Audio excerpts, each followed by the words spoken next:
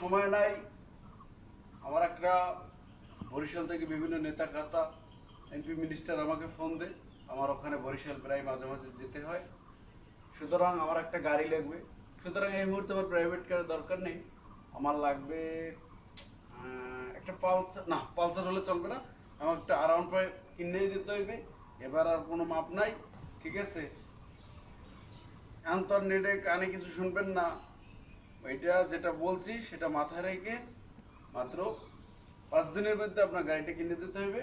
ওকে daddy, এটা মাথার ভিতরে রাখেন।